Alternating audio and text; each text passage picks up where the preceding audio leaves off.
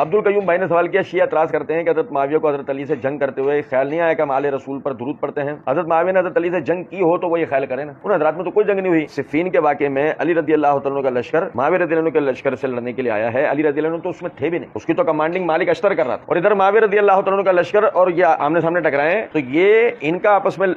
علی رضی اللہ تعالیٰ نے تو کوئی حکم نہیں دیا، ادھر معاویہ رضی اللہ تعالیٰ نے کوئی حکم نہیں دیا۔ معاویہ رضی اللہ تعالیٰ نے جیسے کہ ہمیں تاریخ سے پتہ لگتا ہے اس طرف توجہ دلائی تھی کہ دیکھنا پہل اشتر کرے گا تم مت کرنا، اور وہی ہوا تھا کہ اشتر نے ہی پہل کی تھی، یہ قاتلین عثمان میں سے تھا، لیکن علی اور معاویہ میں تو کوئی جنگ تھی نہیں۔ حتیٰ کہ ابو مسلم خولانی رحمۃ اللہ علیہ جب علی رضی اللہ عنہ کے کہنے پہ ایک وفد کے ہمراہ معاویہ رضی اللہ عنہ کے پاس شام میں پہنچے اور ان سے جا کے کہا کہ کیا تم اپنے آپ کو خلافت کا زیادہ حقدار اور اپنے آپ کو علی سے افضل سمجھتے ہو؟ انہوں نے جواب کے اندر کہا نہ تو میں علی سے افضل ہوں، نہ میں خود کو خلافت کا علی کے مقابلے میں حقدار سمجھتا ہوں، میرا تو علی سے اختلاف عثمان رضی اللہ تعالیٰ عنہ کے قصاص کے بارے میں ہے، اگر کل علی عثمان کا قصاص لے لے تو پرسوں اہل شام کے اندر سب سے پہلے علی کی بیعت کرنے والا میں ہوں گا، تو ان کا تو علی رضی اللہ عنہ سے کوئی اختلاف نہیں تھا۔